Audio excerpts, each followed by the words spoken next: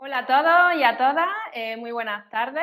Hoy tengo el placer de estar con Verónica Blasco. Ella es sexóloga y psicóloga y además pues se encarga de realizar el trabajo en el área de atención a los pacientes con cáncer en este aspecto y trabaja en Amaltea desde hace ya 12 años, ¿no? Me decía.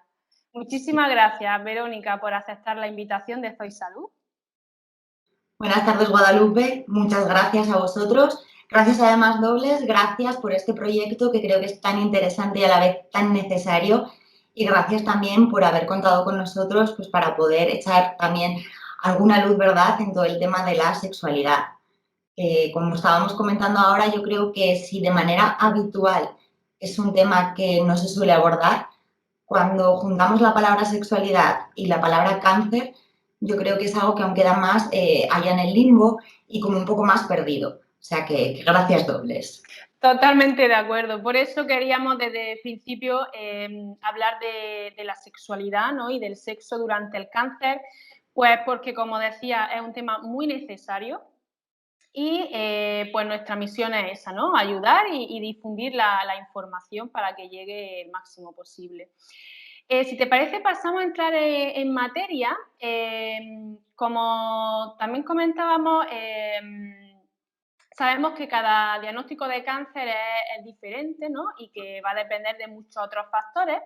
Pero, ¿cómo afecta el cáncer a la sexualidad de la persona en estos casos? Pues como bien decías, Guadalupe, cada diagnóstico y cada persona somos diferentes. Por lo tanto, el tema en el ámbito de la sexualidad va a ocurrir exactamente lo mismo. A cada persona nos va a afectar de maneras bastante diferentes en función también de nuestro estado habitual. Es decir, se asocia mucho, por ejemplo, todos los tratamientos con la falta de deseo. Pero es que a lo mejor yo en mi vida habitualmente no he sido una persona con grandes dosis de deseo. Por lo tanto, evidentemente aquí también se va a seguir reflejando. O al contrario, quizás en mi vida sí que he sido una persona pues con bastante deseo, por lo tanto, quizás, y pese a los tratamientos que parece que bajan los niveles de deseo bastante, pues quizás sea también una persona que siga teniendo pues muchas dosis de deseo más allá de los tratamientos y más allá de la propia enfermedad. Por eso, como decías aquí, podemos encontrarnos con muchos casos.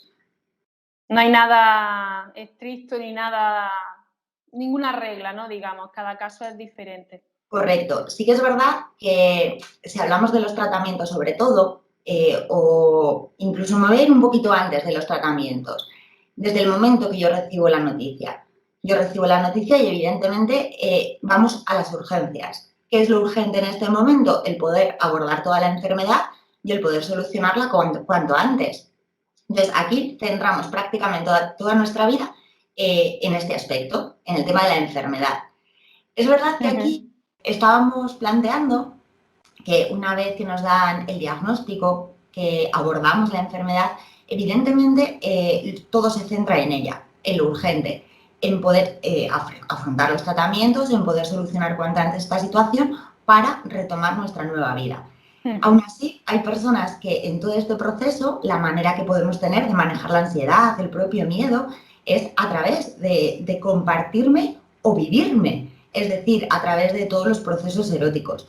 No siempre va a ser así y cuando esto sucede además la persona como que se agobia mucho con todo lo que está pasando, pero fíjate cómo puedo tener ganas, pero qué tipo de persona soy. Entran como muchos La miedos. culpa, ¿no? Entra un poco de Correcto, culpa. correcto. Por eso es fundamental los permisos. El permitirme tanto no desear como el desear. Y que por supuesto que si en un momento de todo este proceso, ya sea durante el diagnóstico, ya sea durante los tratamientos, me apetece tener un momento de estar conmigo misma o compartirme con la pareja, por supuesto, vamos a permitirnos el poder disfrutar de estos momentos tan importantes también. ¿Y cuáles son los problemas sexuales más frecuentes en estos casos? Si nos referimos a sexual congenital, sí que nos vamos a encontrar sobre todo durante y después de los tratamientos, ya sea por el tema de las propias cirugías, el tema de los tratamientos de quimioterapia o radioterapia. Sí que nos vamos a encontrar como unas pautas como bastante frecuentes. Ya solo las propias cirugías dejan unas cicatrices que tienen muchísima sensibilidad, pero no para lo bueno, sino para el dolor. Además, el dolor en ocasiones es bastante puñetero, porque tiene memoria. Y esto se graba en nuestro cerebro y en ocasiones nos cuesta mucho el poder quitar esa memoria del dolor. Si vamos a los tratamientos, tema quimioterapia, tema radioterapia, tienen unas pautas muy comunes. En la mayoría de los casos, y da igual la edad que tenga, se suele provocar una menopausia. Sí. Con lo que todo esto conlleva, evidentemente, hemos tenido ya cambios físicos, si nos han tenido que hacer una cirugía, pero además estos cambios físicos, si hay una menopausia precoz, se van a acentuar más. Con lo cual, entramos también en la parte de mi propia percepción, en la parte de la autoestima. La autoestima. Correcto. Es fundamental el permitirme también que esté enfadada de qué me ha pasado, no me reconozco, estos cambios no me están gustando, o sí, porque quizás también hay algún cambio que diga, ostras, pues mira, esto sí que me lo quedo. Pero es verdad el darnos tiempo para volver a situarnos, para volver a reconocernos en el espejo y decir, pues mira, sí, esta persona que estoy viendo soy yo, con todo lo que he vivido, con todo lo que he pasado, y tiro para adelante con esto. Pero claro, aquí es muy importante eso, el tiempo. No todos vamos a tener los mismos procesos, cada uno tenemos nuestros propios ritmos y es fundamental el poder respetar esos ritmos y no agobiarme más de la cuenta. Por supuesto que son aspectos que puedo trabajar, pero también, insisto, esos permisos. Es decir, ni merece la pena correr mucho, ni a lo mejor merece tampoco la pena el quedarme anclada en, pues bueno, antes estaba todo mejor, cualquier tiempo pasado fue mejor, porque igual no es así. Igual físicamente sí que mi cuerpo tenía otras características que me podían parecer muy positivas, pero quizás ahora tenga otras diferentes que no tienen por qué ser peores, que no estoy sabiendo aprovechar y que no estoy sabiendo reconocer. Por lo tanto, esto también es muy importante. Luego comentábamos, a nivel genital, es también muy notorio como cuando entramos en una menopausia, todo el sistema epitelial, tanto de la vulva como de la vagina, va a empezar a perder elasticidad, va a empezar a lubricar menos. Sequedad. Correcto. Esto sí que serían como unas pautas como más habituales, como más generales dentro de todos estos procesos. Insisto, si nos referimos a esa parte sexual como a la parte genital. Muy bien. Hablaba antes, ¿no?, de los casos en los que hay una cirugía. Por ejemplo, en el cáncer de mama, ¿no?, cuando se da el caso que hay que extirpar. Aquí, ¿cuándo sería aconsejable tener relaciones? ¿Y cómo puede afectar esto a la vida sexual? ¿Afecta al deseo, a la función sexual? ¿Qué nos puedes decir de esto? Nombrabas la palabra relaciones y parece que en la sociedad en la que vivimos, cuando hablamos de relaciones, parece que tienen que ser relaciones eróticas, es decir, penes, vaginas y sus relaciones. Y parece que si no hay penes, vaginas y esas relaciones, parece que no tenemos vida erótica, parece que somos de otra, no sé, de otro planeta. Pero claro, cuando hablamos de relaciones, las relaciones incluyen e incorporan muchas cosas. Evidentemente, relaciones como tal vamos a estar teniendo y además es necesario que nos sigamos relacionando con otras personas. Si vamos al ámbito de la erótica, aquí también me voy a andar. ¿Por qué? ¿Por qué nos vamos a limitar solo a la zona genital teniendo tanto cuerpo como tenemos? Claro. Así, más o menos, si extendiéramos toda nuestra piel, tenemos unos 2 metros cuadrados de terminaciones nerviosas. 2 metros cuadrados con los cuales poder tener muchísimo disfrute, poder tener muchísimo placer. Entonces, en ocasiones, el modelo que se nos impone, el modelo que se nos vende, se limita tantísimo a la zona genital que, aparte de que esto es muy perjudicial, tanto para unos como para otras, porque ninguno de los dos ganamos, se limita y nos quita de tanto placer que centrarnos solo en esa zona genital va a ser un error, pero en cualquier tipo de persona. En el caso que comentabas, cuando hay una cirugía, comentábamos antes, ¿verdad?, el tema de las cicatrices. Las cicatrices suele ser un tejido bastante complejo, porque en ocasiones, pues lo que comentábamos, el tema de la sensibilidad. Por supuesto, aquí va a ser el cirujano quien valorará cuándo esa cicatriz está preparada para recibir caricias, cuando esa cicatriz está ya preparada para poder trabajarla y tratarla como otra parte más sin que haya sufrido del cuerpo. También es verdad que el propio cuerpo nos habla. Y puede ser que el propio cirujano haya dicho, pues la cicatriz estaba toda perfecta, pero a mí no me apetezca tocarme el pecho. Pues porque no lo reconozco, porque no es el pecho que he tenido durante toda mi vida conmigo, porque no me siento cómoda. Por supuesto, esto es importantísimo, el respetarlo. Y además, si hablamos de que hay una pareja en juego, evidentemente expresar esto a la pareja.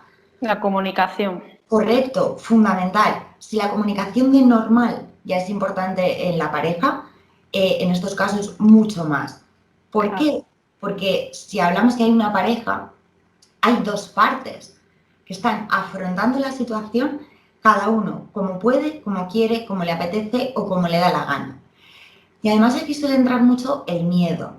El miedo por la persona afectada de, ostras, pero con todo lo que llevamos encima, si le apetece tener un rato de erótica conmigo, ¿cómo no se lo voy a dar? Venga, pues aunque no me apetezca, me voy a obligar. Todo por la pareja. La otra parte también, quizás no expresa sus deseos, sus miedos o inseguridades, también por proteger a la otra parte. Es decir, que en ocasiones, por protegernos los unos a los otros, contamos menos de lo que deberíamos contar. Hablamos miedo y a lo mejor yo tengo miedo de decirte que no me apetece tocarte el pecho, pues porque tengo miedo de hacerte daño, de que no te guste, y quizás tú también estés teniendo miedo de decirme que no te apetece que te toque el pecho. Y entramos en líos, porque aquí cuando me faltan datos, yo voy a interpretar. Claro, empezamos a dar cosas por hecho, ¿no? Correcto. Y además, fíjate, Guadalupe, yo interpreto según cómo me siento. Si yo ahora mismo no me siento segura con los cambios que tenía en el cuerpo y lo que encuentro es que mi pareja no toca, no le presta la atención a esas partes del cuerpo como lo hacía antes, ya estoy pensando, ¡buah! Fíjate, se ha dado cuenta, tampoco está súper a gusto, no le gusta nada. No le gusta. Correcto. Entonces, estamos reforzando una serie de ideas irracionales que en la mayoría de los casos no son ciertas. Habrá veces que quizás sí, y coincidimos, pero habrá otras que soy yo, desde mis propias percepciones, que estoy interpretando lo que quizás mi pareja no está sintiendo. Por eso es fundamental el tema de la comunicación también aquí. Por eso que, escuchando yo creo también el cuerpo, escuchando lo que nos pueda decir el cirujano, sabremos perfectamente cuándo poder retomar esa vida erótica, sobre todo a nivel de las zonas afectadas. Porque, insisto, cuando hablamos de erótica, no solo tienen que ser los genitales, porque a lo mejor podemos tener un momento de disfrute, un momento de distensión, de placer, pues porque me estás dando un masaje, porque estamos jugando a otras cosas, pues porque cuerpo tenemos mucho, conductas eróticas hay muchas. Hay muchas, claro. Correcto. Tantas como momentos, o sea, ya ni siquiera tantas como personas. Pues porque hoy a lo mejor me encanta que me estés tocando el cuello, pero mañana no me toques el cuello que no me apetece. Entonces, por eso creo que es muy importante el ampliar esa visión de la sexualidad, el ampliar la visión de la erótica y el permitirnos disfrutar de otras maneras. Yo creo que es una oportunidad maravillosa para explorar nuevos juegos, para explorar nuevas travesuras y para poder disfrutar de otros modos. Yo creo que sí que es muy importante y sobre todo no en estas situaciones que son duras, porque son duras. Correcto, tal cual. Durante el tratamiento de quimioterapia, que es pues, a día de hoy el más común, ¿no? Por el que casi todo el mundo con cáncer pasa, ¿cuáles son los efectos secundarios más comunes relacionados con la sexualidad? Pues sobre todo un poco los que mencionábamos antes. El tema de que en la mayoría de los casos se suele producir una menopausia precoz, con todo lo que esto conllevaba. El tema de que la vagina no va a tener la misma elasticidad, la vagina probablemente más seca, incluso ha podido encogerse un poco. Entonces, sobre todo se van a centrar los cambios en esta parte, en la parte de la vagina y en la parte de la vulva. Evidentemente, también a lo mejor mi aspecto físico esté cambiando. O sea, ya no solo por los propios efectos de quimioterapia que van a afectar a la caída del pelo, a la caída incluso a veces de las uñas, sí. las encías y la boca pues con más molestias, con más sequedad, con más inflamación también, aumento de peso. Correcto, la fatiga, el cansancio, pues esos factores, esos efectos secundarios como más típicos de todo el proceso de quimioterapia. Entonces, es verdad que no todo el mundo somos iguales, no todos los tratamientos de quimioterapia son iguales, cada vez están más personalizados y además cada vez son como más condensados hacia la zona que quieren pues un poco paliar.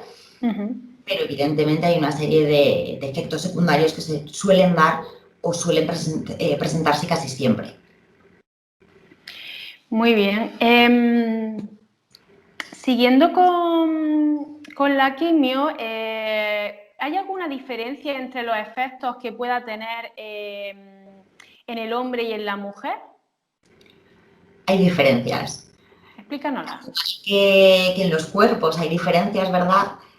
Pues sobre todo tienen que ver con que el pene es un poco más sencillo de funcionar que la vulva, que la vagina. El pene es un sistema, cuando hablamos de los penes, son sistemas vasculares. ¿Qué quieren decir esto? Que son sistemas que funcionan a través de la circulación sanguínea.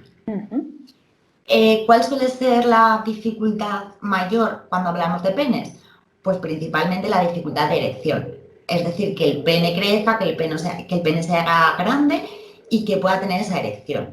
Pero aquí vuelvo a lo que hablábamos antes. ¿Para qué es necesaria la erección en realidad? Para una penetración. Claro. El resto de juegos eróticos no va a ser necesaria esa penetración. Por eso que en estos casos sí que el efecto a través de medicaciones que faciliten la erección van a hacer que ese proceso o esa dificultad pueda ser resuelta pues con anterioridad. Sí que es verdad que habría más cosas a trabajar. Si la zona genital, si la zona de la vulva, si la zona de la vagina o la zona del pene no ha sufrido cirugía, sería muy recomendable los ejercicios de Kegel. Los ejercicios de Kegel son los ejercicios que a priori solo se habla para las mujeres. Sí, es verdad. Pero la musculatura pubocotigia la tenemos los penes y la tenemos también las vaginas. Por lo tanto, van a ser ejercicios que van a facilitar tanto en penes como en vaginas. Un mayor control sobre mis genitales, una mayor circulación sanguínea.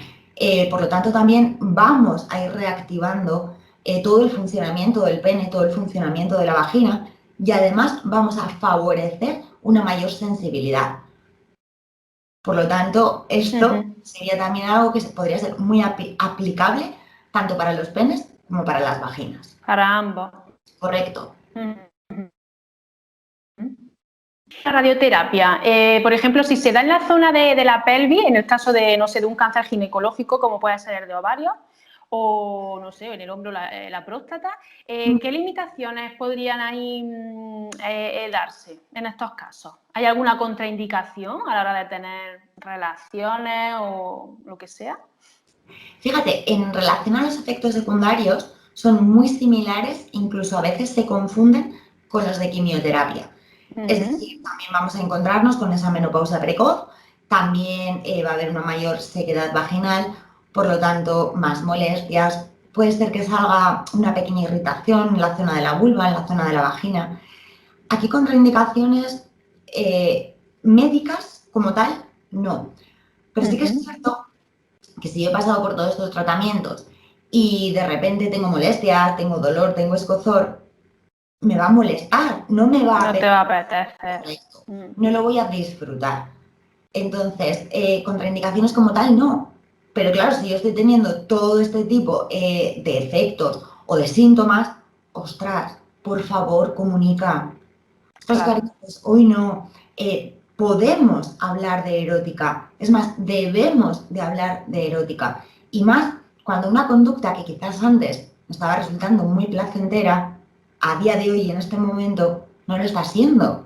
¿Qué ocurre? Que si yo voy a intentar iniciar una conducta erótica para estar bien con mi pareja, para sentirnos juntos, para disfrutarnos, para reírnos y para tener placer, y estoy obteniendo todo lo contrario, esa función lúdica se está perdiendo.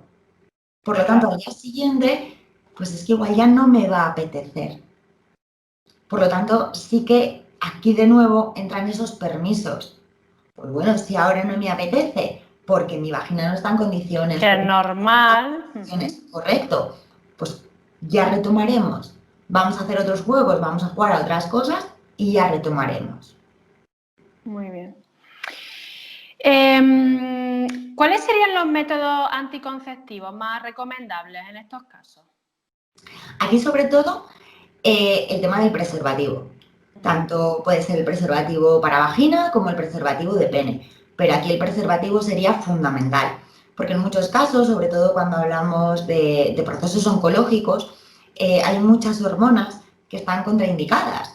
Entonces, sobre todo aquí, si yo pues, tengo posibilidades de una infección, no solo del embarazo. Claro, es que hablamos también de infecciones o cualquier otra enfermedad. Que parece que hablamos de los métodos anticonceptivos y lo primero que se nos viene a la cabeza es el evitar. Correcto, pero no se nos pasa en ocasiones por la cabeza el tema de las infecciones. Entonces, aquí, por ambos motivos, además, sería lo recomendable y lo más recomendable, sobre todo el preservativo. Insisto, o preservativo de pene, que suele ser el que más se nos viene a la cabeza. Común, sí. Correcto, o el preservativo de vagina. Muy bien. ¿Se pueden transmitir los medicamentos de los distintos tratamientos, aparte de lo que nos decías de la hormona, a la pareja por medio de los fluidos corporales? Este suele ser un poco uno de los miedos en ocasiones de las personas que han padecido todos estos tratamientos.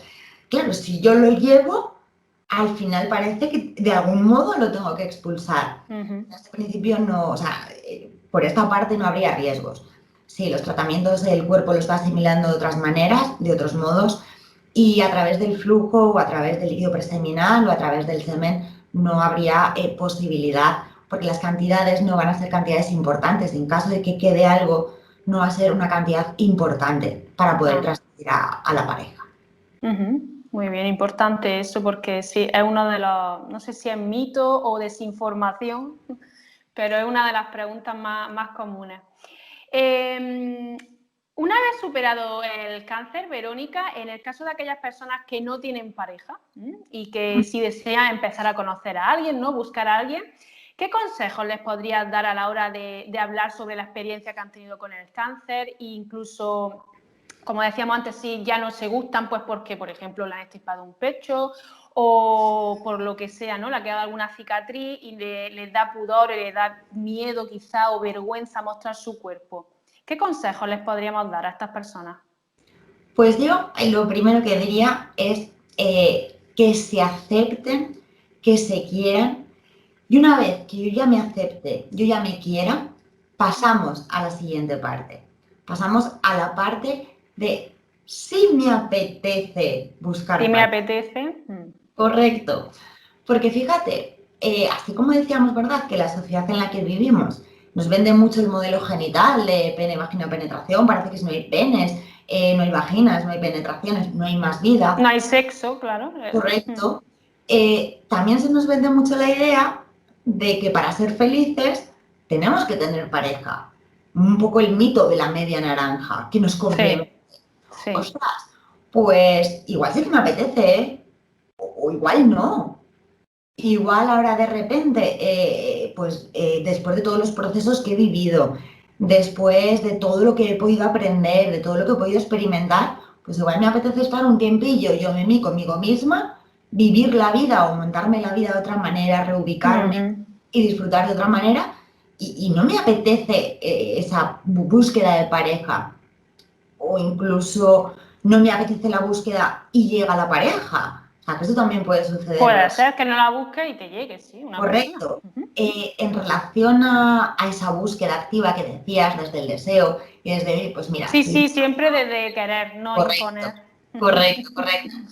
En esa búsqueda desde el deseo de la pareja, sí que aquí al final, al igual que yo en otros momentos comentaba que el propio cuerpo habla, que el propio cuerpo nos está diciendo, aquí va a ser lo mismo. Hablamos de procesos muy íntimos en el sentido de que, aparte que el cáncer pueda ser un tema más o menos tabú, proceso íntimo en el sentido de que ha sido una experiencia mía, la he vivido como he podido, como he sabido en ese momento y de la mejor manera posible. pero igual me apetece contarte o igual no me O apetece. no. Es decir, cada persona valorará si en realidad me apetece compartir esto contigo en estos primeros momentos a lo mejor que nos estamos conociendo, o no me apetece compartirlo y si la cosa funciona, si tiramos para adelante, pues entonces ya te contaré. Porque esto es también uno como de los mitos.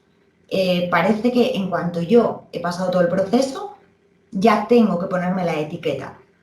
Soy una persona que ha pasado un proceso oncológico. Ostras, pues igual no me apetece. Entonces, si no me apetece, pues bueno, cuando considere que es el momento, cuando considere que se dan las condiciones, cuando quizás sienta esa confianza contigo, pues ya te lo contaré si me apetece. Y aquí, por supuestísimo, no hay una única manera. ¿Cuál va a ser la manera perfecta? Aquella con la que yo me esté sintiendo cómoda. Porque al final son procesos que nos van a remover mucho de nuevo la parte emocional. Volver a contar, pues quizás es volver a sentir. A Si revivir, en cierto correcto, modo. correcto, si quizás yo mi proceso de duelo, mi proceso de pérdida, porque al final estamos pasando por unos procesos de duelo, por unos procesos de pérdida, estoy despidiendo a la que he sido, al tiempo que también estoy recibiendo a la que soy y a la que voy a ser.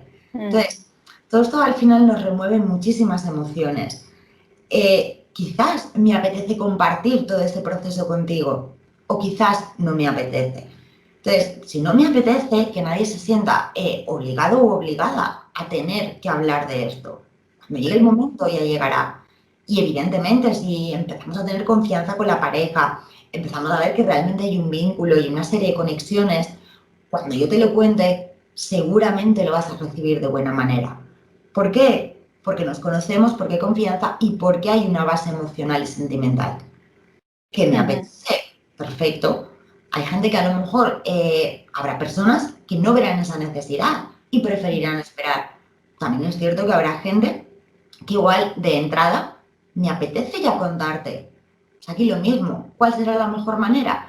Aquella con la que yo me sienta cómoda contándotelo.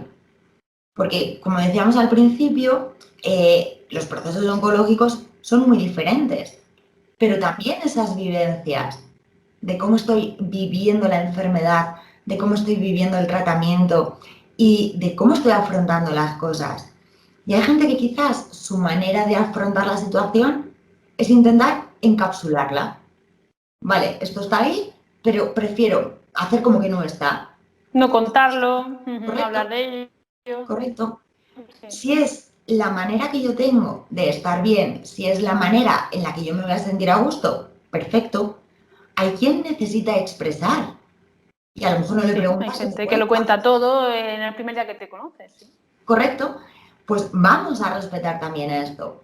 Y hay gente que incluso le da la vuelta a todo esto. Le da la vuelta y su manera de afrontar todos estos cambios y de llevar la enfermedad y todos los procesos es el humor. Y además, lo que aquí decimos, humor negro. Sí. Es humor, ¿verdad? Que además la gente cuando escucha estas, como que también se sorprende Le mucho. choca, sí. Sí, ¿pero qué está diciendo? O sea, se le está yendo la cabeza, pero ¿cómo puede decir estas cosas?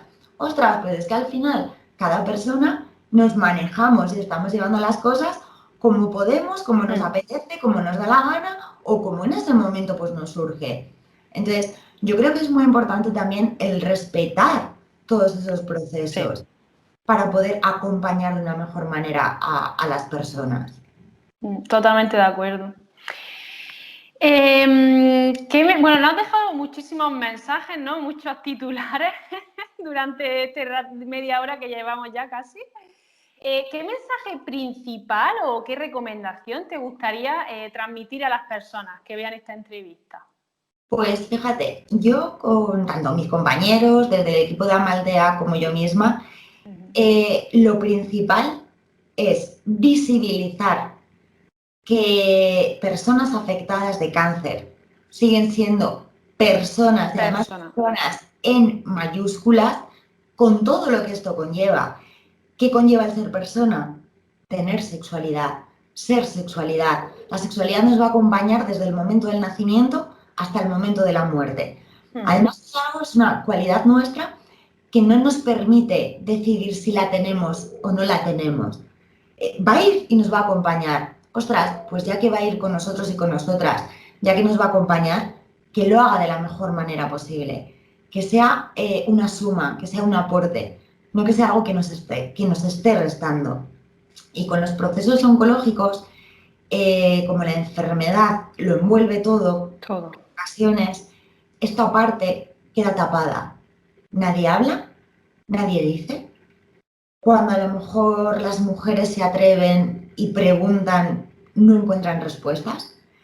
Entonces, sobre todo, el mensaje de que más allá de los tratamientos, más allá de la enfermedad, más allá de los días malos, porque los hay, Claro. Que se nos haga creer que sí, es verdad, y es un mensaje muy alentador, el que cada vez haya más tratamientos, haya más soluciones, haya más probabilidades de vida. Por supuesto que esto es cierto y es una buenísima noticia, pero que también hay días muy malos y que los tratamientos son complejos, que lo que yo estoy sintiendo es complejo, que de repente mi esquema mental se ha roto, mis proyectos y tengo que restaurarme. Ostras, esto también está, pero insisto que mucho más allá de todo esto hay más vida, que los días malos van a estar, pero también va a haber días buenos y que esos días buenos, sobre todo, intentemos el aprovecharlos para seguir avanzando, para seguir cargándonos las pilas y para seguir teniendo energía para seguir pues viviendo todo lo que estamos viviendo y todo lo que nos queda por vivir. Sería un poco ese mensaje. Yo también añadiría, Verónica, que los pacientes, ¿no? que pregunten, ¿no? Como decía, a lo mejor hay una paciente que le está apeteciendo, porque bueno, tiene sus días malos, pero se encuentra bien, quiere tener un rato de, no sé, ya relaciones o de erótica, ¿no? Como tú decías, pues que pregunten, ¿no? Si tienen dudas, pues a su oncólogo, al médico, no sé, el especialista que le esté tratando, al psicólogo, a la psicóloga, ¿no? Porque no taparlo, ¿no? Como decíamos al principio. Además, fíjate, esto es curioso, Guadalupe, porque es verdad que, claro, el cáncer es tan grande, ya solo la palabra, tanto. Correcto, nos da tanto miedo que la parte médica es muy protocolaria. Es decir, ¿qué es ahora mismo lo urgente? Salvar, claro. Correcto. Curar. Estas células, que la persona pueda tirar para adelante y además que pueda tirar adelante con unas condiciones posteriores y una calidad de vida positiva y buena. Entonces, ¿qué sucede? Que estamos tan centrados en esta parte que lo que las propias mujeres afectadas de procesos oncológicos nos cuentan, que cuando se han atrevido a preguntar pues, a todo el personal sanitario, no encuentran una respuesta. Y es más, no hay servicios específicos. Por ejemplo, antes hablábamos de recuperar la vagina, pues si me apetece tener un encuentro erótico contigo, pero si no quiero tener un encuentro erótico con nadie, al final la vagina forma parte de mí. Claro. Igual que si tengo que ir al médico para que me mire el oído, cuanto mejor esté mi oído, mejor. Si tengo que ir al ginecólogo para hacerme una exploración o para hacerme una revisión, cuanto mejor, cuanto más saludable sea mi vagina, mucho mejor. Mejor. Es decir, no se nos habla de esta parte. Nos centramos en esa parte más médica. Y evidentemente tampoco hay recursos, porque las mujeres se plantean, jo, Verónica, pues menos mal que todo este proyecto que estáis arrancando, todo este proyecto, porque cuando tú te has querido buscar la vida, lo has tenido que hacer de una manera autónoma, un poco por intuición y buscándote tus propios recursos. Entonces, aquí, por ejemplo, los recursos de fisiología del suelo pélvico, de fisioterapia, perdón, del suelo pélvico, el poder ir a un psicólogo, el poder ir a un sexólogo que te dé pautas para recuperar la vagina, el utilizar de manera constante una crema hidratante. Nos echamos crema hidratante en el cuerpo, en la cara, en las manos. En la vagina también es importante echarnos crema hidratante. Que si me apetece tener una conducta erótica con mis genitales, pues bueno, voy a utilizar lubricante para poder facilitar. Claro, es que hay medios, hoy en día hay muchas opciones. Correcto. Si mi vagina a lo mejor se ha estrechado un poco más pues voy a utilizar dilatadores para que poco a poco vaya recuperando mi vagina. El que vean que realmente están esas posibilidades. Porque, insisto, lo que te encuentras cuando ellas se abren y te cuentan y te buscan y te piden ayuda, sobre todo es esto, que no tienen recursos y que han preguntado anteriormente a todo el equipo médico, pero el equipo médico evidentemente está a otras cosas en ese momento y está a esas urgencias. Por lo tanto, sí que es muy importante que además que pregunten, que busquen recursos, porque los hay.